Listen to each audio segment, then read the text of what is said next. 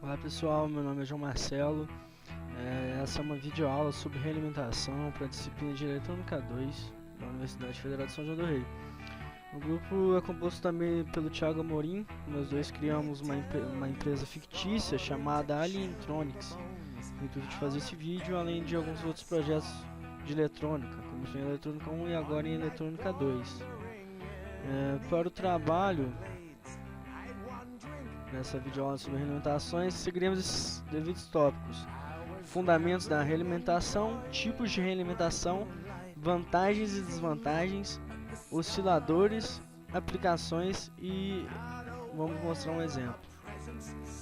Então, fundamentos da realimentação.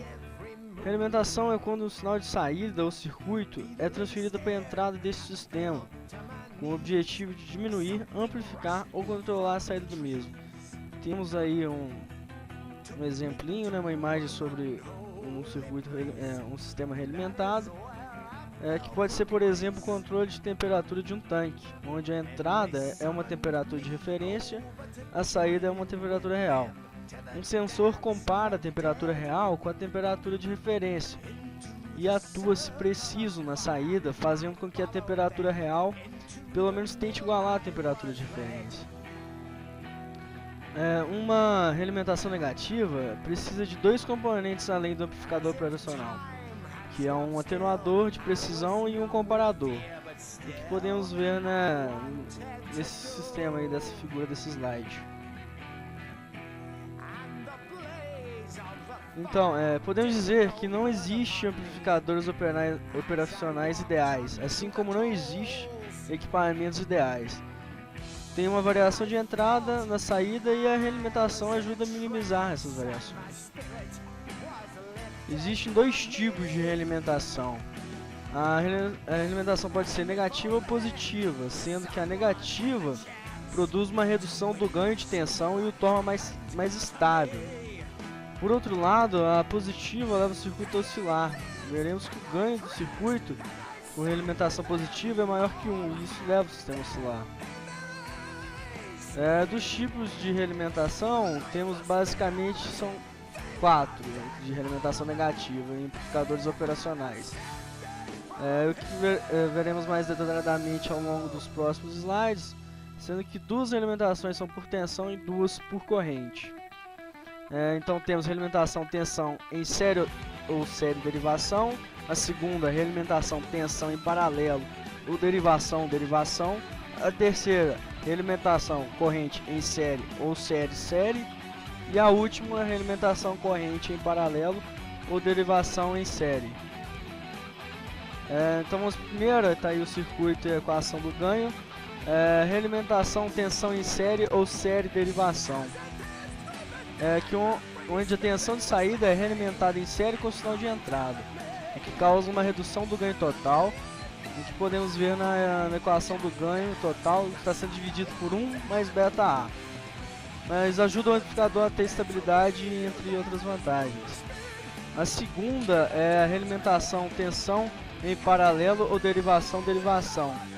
É o mesmo princípio, mas ao invés de realimentação em série, ela é em paralelo, como a fonte de corrente, então o ganho é a tensão sobre a fonte de corrente. Realimentação corrente em série ou série. É o terceiro aí. Essa é a parte da corrente de saída, é realimentada em série com a tensão de entrada. Então temos o ganho do ampliop, que é alguma coisa, que é A1 sobre beta A, que é a UVS. O ganho é parecido, o que muda são as características do amplificador e a forma que esse circuito é realimentado. Por isso muda o ganho de saída. A quarta e última é a realimentação corrente em paralelo ou derivação série.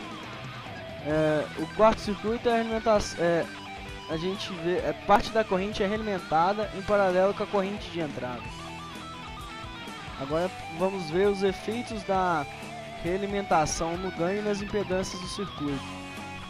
Nessas tabelas podemos ver um resumo da realimentação no ganho e nas impedâncias de cada um desses circuitos que foi falado anteriormente. Nós vimos que o ganho geral de todos os circuitos é essa equação que está aí. AF é igual a A sobre 1 mais beta A. Com essa variação de A sendo de cada circuito. Cada maneira de ligar o circuito acontece uma variação em A. Nós observamos também que se ligar VO sobre VS, nesse caso de tensão em série, vai ter um ganho de 1 mais beta A, assim como nos outros. Como a realimentação altera também a impedância de entrada e saída, podemos ver essa tabelinha mais abaixo, que temos aí as impedâncias de entrada e saída.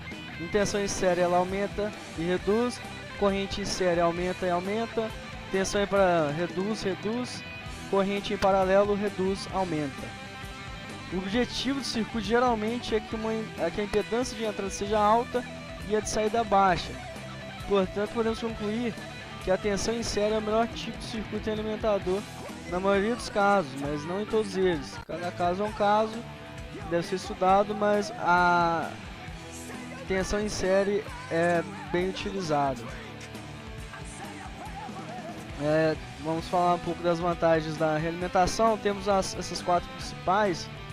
A primeira diz que, como o tipo anterior, o amplificador sofre variações nos seus parâmetros de acordo com a temperatura, polarização e tolerância.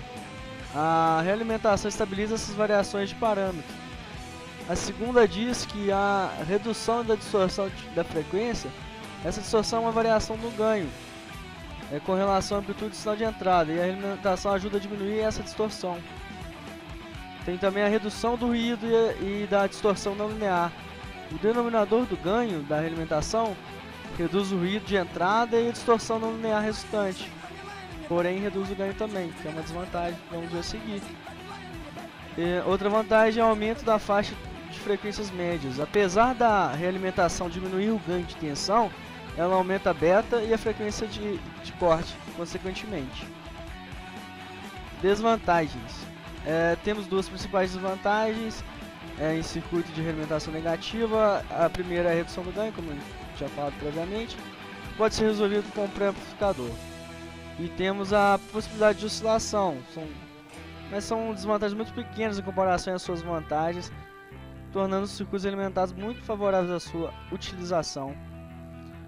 Vamos falar sobre agora os osciladores. A realimentação positiva causa oscilação no sinal de saída por ter um ganho de malha fechada maior que 1. Podemos obter circuitos com oscilação senoidal e de onda quadrada. Um exemplo é o famoso CI555, que você pode obter oscilação de onda quadrada. Agora, como aplicação de exemplos, já falamos de algumas aplicações no início da videoaula. A gente citou controle de temperatura, mas podemos também falar sobre o controle de um elevador. Você não quer que o elevador oscile ou pare antes ou depois do seu destino. A realimentação ajuda a controlar essas variáveis. E nessa aplicação que a gente está vendo na imagem, temos uma aplicação de um filtro Butterworth, que é muito utilizado em áudio. Ele possui múltiplas realimentações, como podemos ver. Tá aí os amp-ops realimentados. E é uma das muitas utilizações de realimentação em eletrônica que pode ajudar a gente em vários projetos. Obrigado, gente. Essa foi a nossa referência. Se der, dê um curtida lá pela sua conta no YouTube e visualize quantas vezes possível, porque isso vale ponto. Então, ajuda a gente aí que a gente quer formar. Se a gente ganhar, a gente vai sortear um fardo para quem der like. Valeu, galera!